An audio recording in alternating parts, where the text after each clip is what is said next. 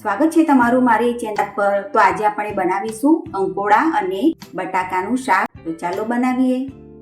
તો સૌથી પહેલા આપણે કઢાઈમાં તેલ ગરમ કરી લેવાનું છે।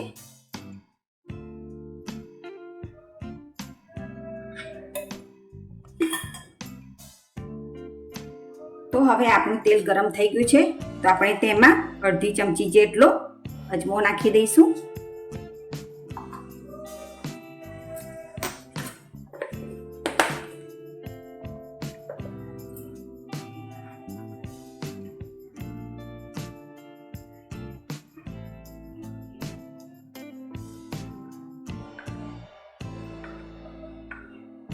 અજમો થઈ જાય એટલે તેના પછી આપણે થોડી હિંગ નાખી દેવાની છે।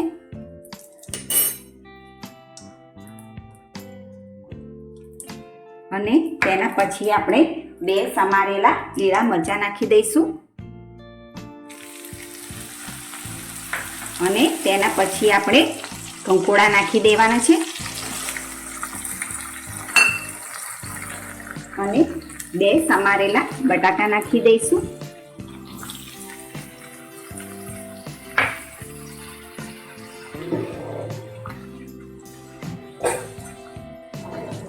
હવે આપણે તેને મિક્સ કરી દઈશું।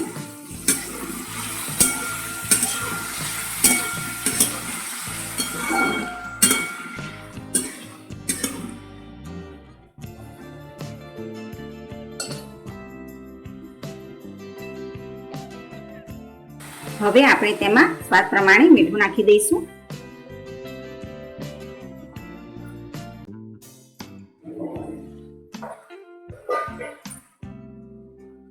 અને અડધી ચમચી જેટલી હળદર નાખી દઈશું। આપણે તેને બરાબર મિક્સ કરી દઈશું।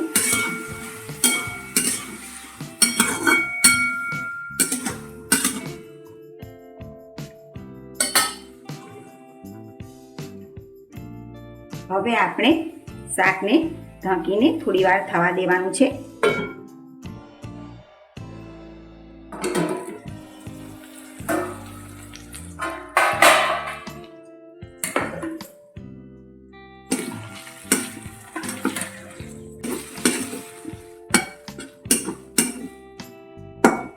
તો હવે આપણું શાક ચડીને એકદમ તૈયાર થઈ ગયું છે।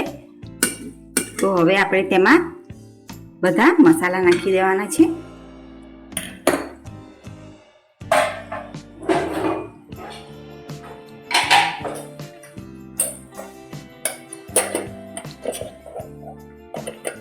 તો સૌથી પહેલા આપણે 1 ચમચી લાલ મરચું નાખી દઈશું। અને તેના પછી અડધી ચમચી જેટલો ગરમ મસાલો નાખી દેવાનો છે। અને અડધી ચમચી જેટલું ધાણા જીરું નાખી દઈશું। હવે આપણે તેને બરાબર મિક્સ કરી દઈશું।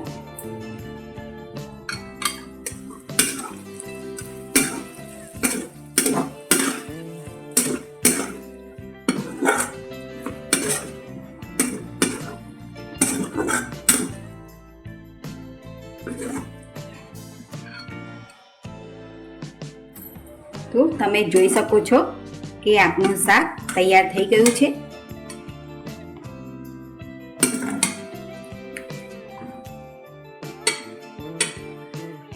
તો હવે આપણું કંકોડાનું અને બટાકાનું શાક થઈ ગયું છે તૈયાર। તમે એને રોટીની જોડે ગરમ ગરમ ખાઓ। જો તમને આ બટાકા અને કંકોડાનું શાકની રેસીપી ગમી હોય તો લાઈક અને શેર જરૂરથી કરજો।